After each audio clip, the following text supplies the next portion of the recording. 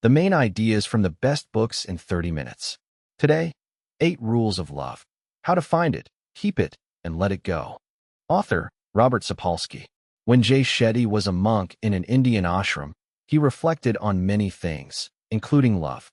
He turned to ancient religious texts and discovered that the topics they raise, conflict in relationships, thriving together, family life, are still relevant today.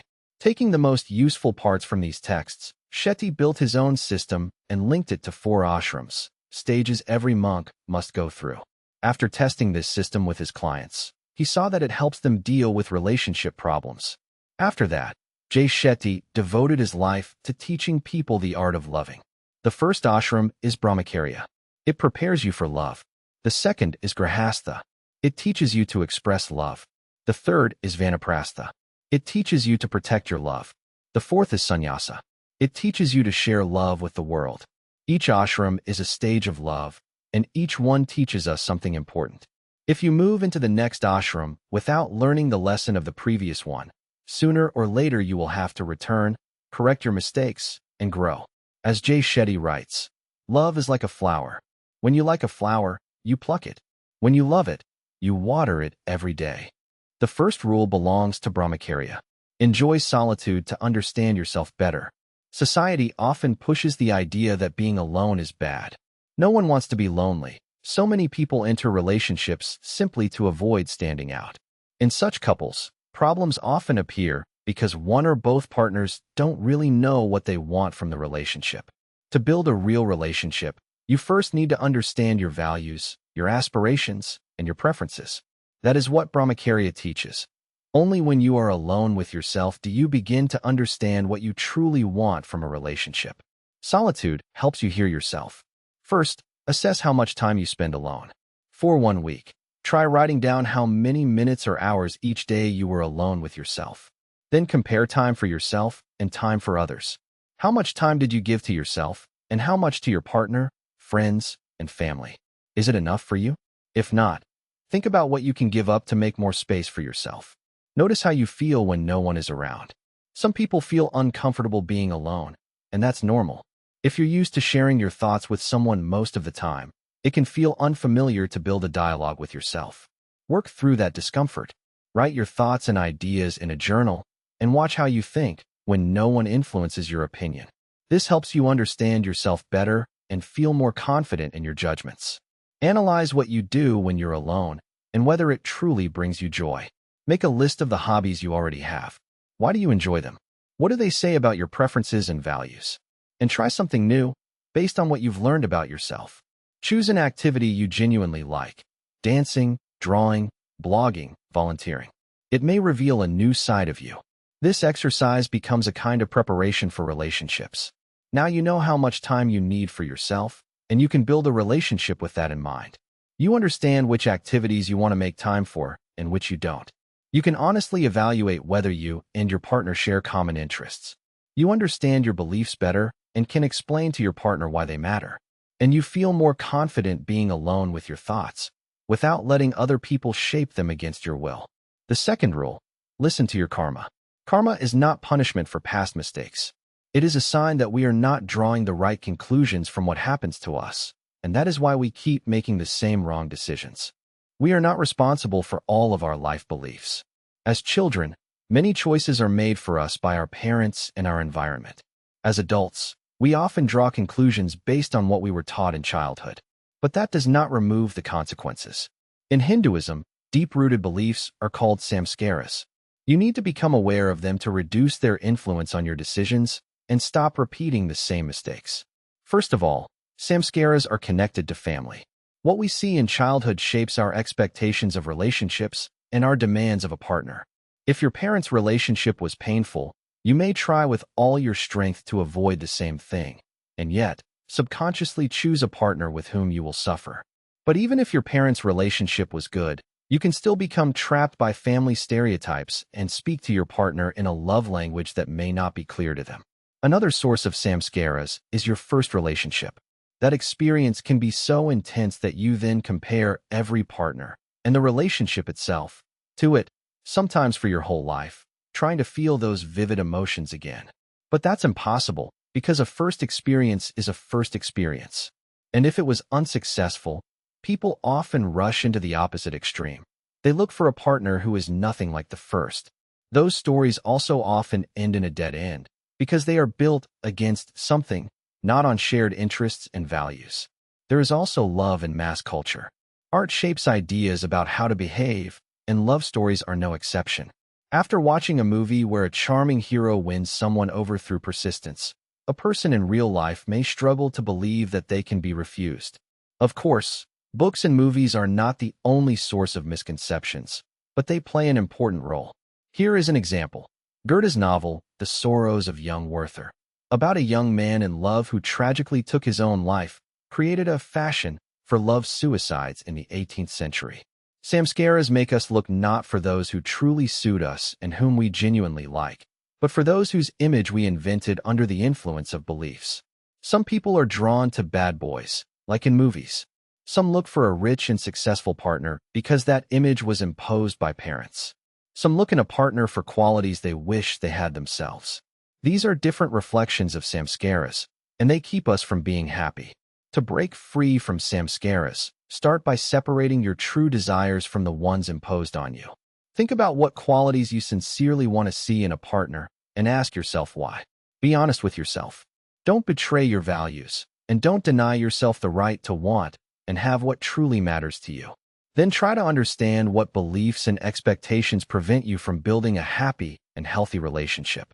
Recognize those limitations and try not to rely on them anymore. Having expectations is normal, but it's important not to perniceive negative experience from past relationships into new ones. The third rule belongs to Grihastha. Don't rush to say the words of love. In new relationships, we often don't know when we should say, "I love you." This happens because we are either unsure of our feelings or afraid of our partner's reaction. And it's important to remember, those words can mean very different things to different people. For some, they mean, "I'm ready to spend my life with you." For others, "I like you." For others, "We've been together for years, and I say it out of habit."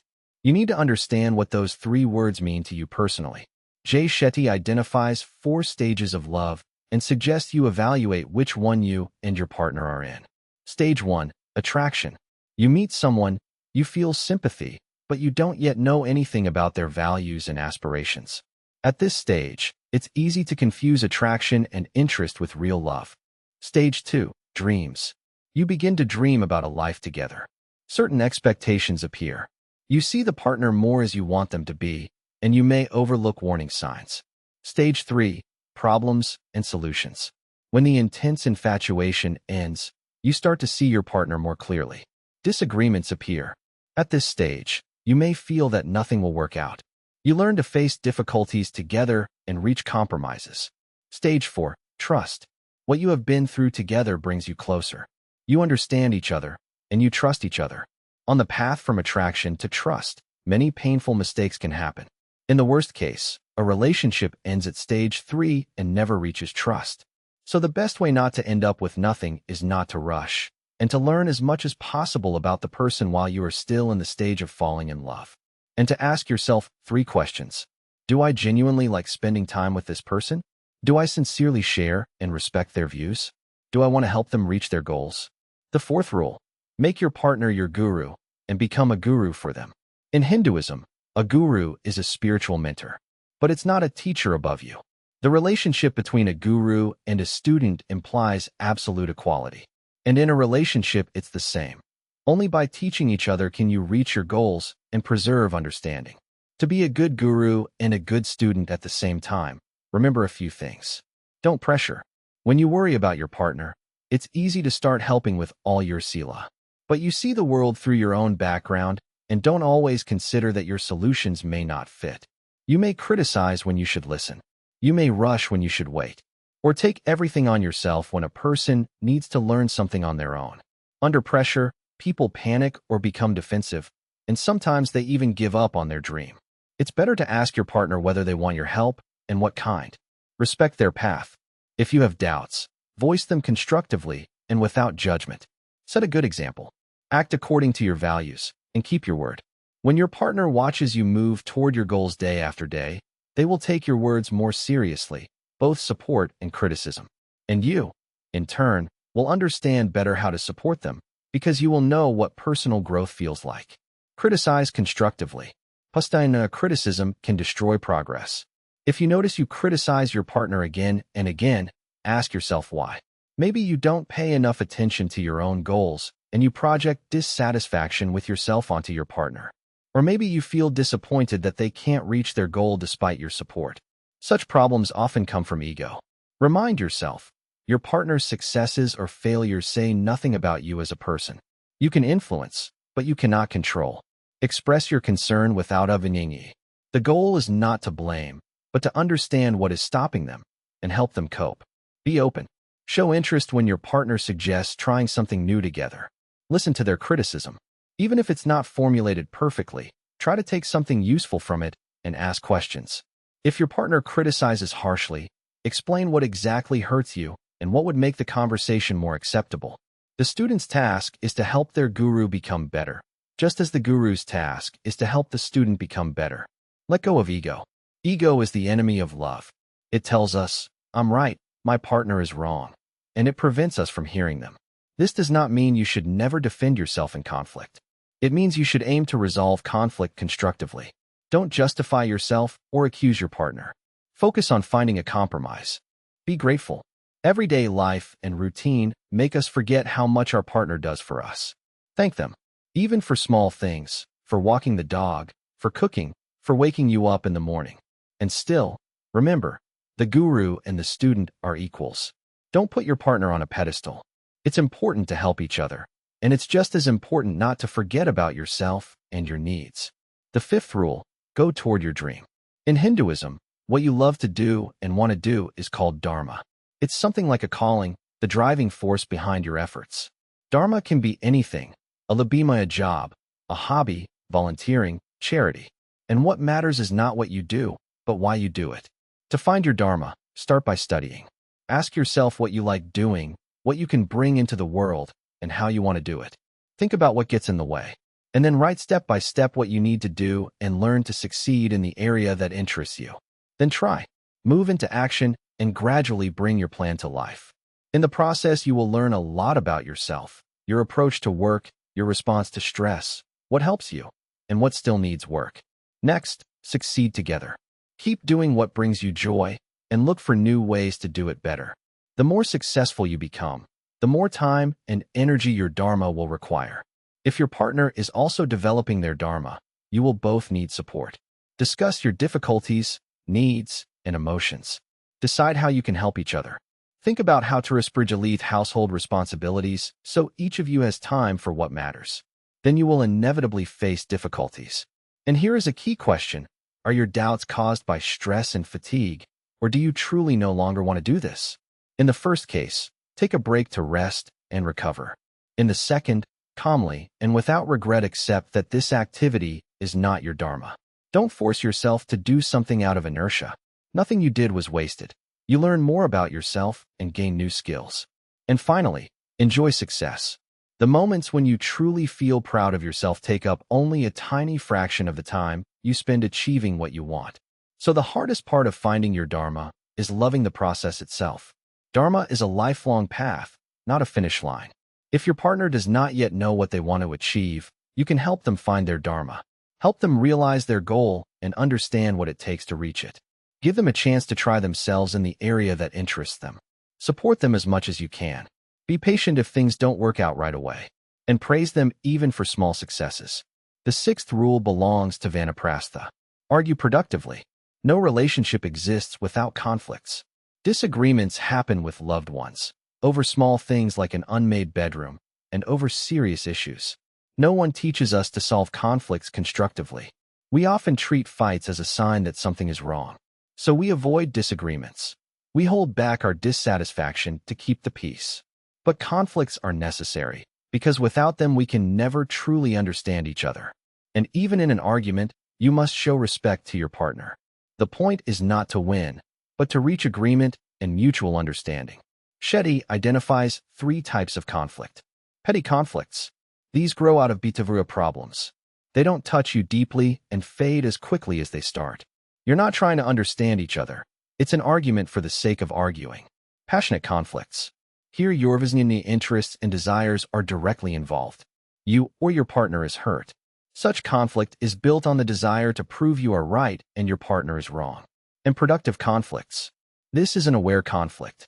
You understand why you are arguing and what result you want. You listen to your partner, and they listen to you. You search for a solution together.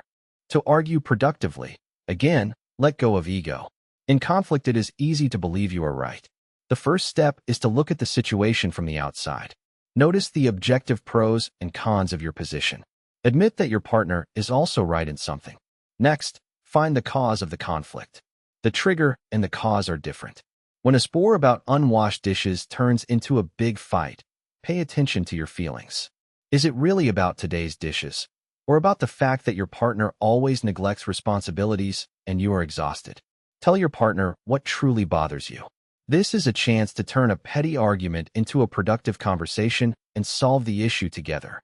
And remember that people react to conflict differently. Some want to solve the problem right away and try to stay objective, but often forget that feelings are subjective. Others want to think everything through, but sometimes end up doing nothing. Others fall into rage and become incapable of constructive dialogue.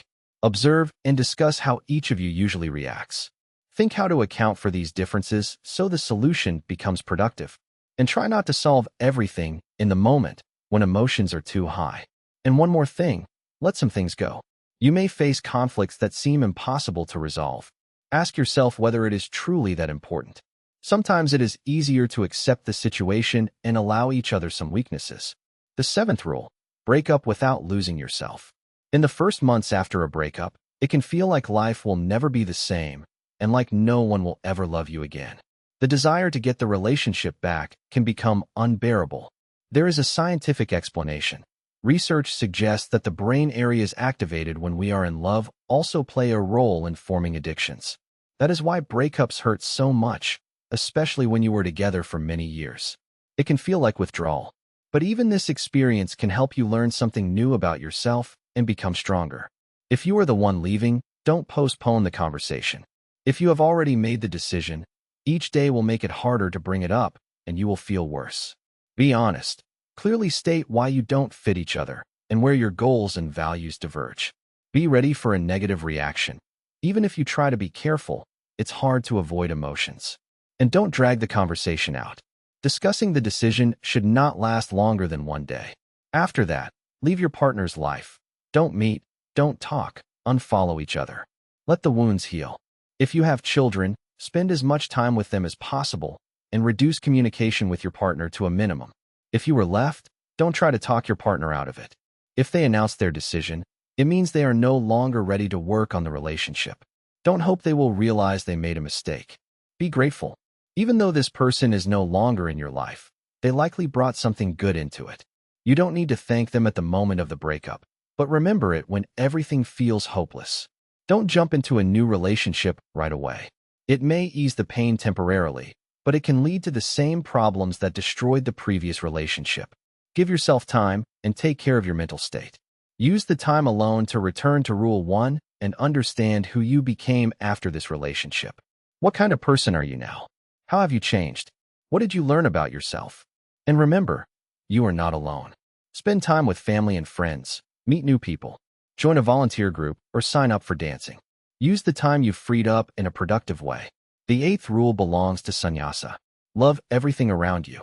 To love the whole world is not the most obvious task. But as with Dharma, what matters here is not the result, but the process.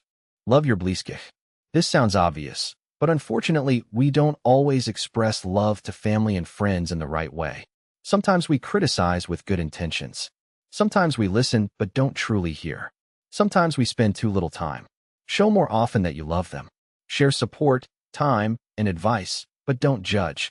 Even if you don't get along with someone close to you, try to support them from a distance without becoming emotionally involved. Value your colleagues. We often complain about colleagues and rarely praise them, but these are the people we spend most of our day with. Try to build relationships, smile, ask how they are, support them, notice their work and achievements, and help together. Find something that benefits the world and dedicate time and effort to it. You will meet like-minded people, and it will give you strength to keep carrying love into the world. And now, 10 best thoughts from this summary. 1. To love someone, you first need to understand and love yourself. 2. Don't worry if you don't have a partner right now. It's a good chance to understand yourself better and see what you want from a relationship. 3. To find a partner for a long and happy life, it's worth acknowledging your true desires and expectations and letting go of the ones imposed by significant people or society. 4. Don't rush. Before you make a new relationship serious, learn as much as possible about your partner and their values. 5. Learn from your partner and, at the same time, be a teacher for them, but only on the basis of complete equality. 6. Find your calling and try to realize it. Help your partner do the same. And don't lose hope if, after some time, you want to change your field. 7. Argue constructively. Turn conflict into a way to change the situation and understand each other better. 8. Some things are not worth fighting about. Allow each other weaknesses and flaws. 9. Break up without losing yourself. Leave honestly, and don't cling if someone leaves you. 10. Love for friends, family, and the world is no less important than romantic love. And a few brief references to the books mentioned. Read the summary of Gary Chapman's book, The 5 Love Languages. Read the summary of Roby Biesenbacher's book, Unleash the Power of Storytelling. Win hearts, change minds, get results.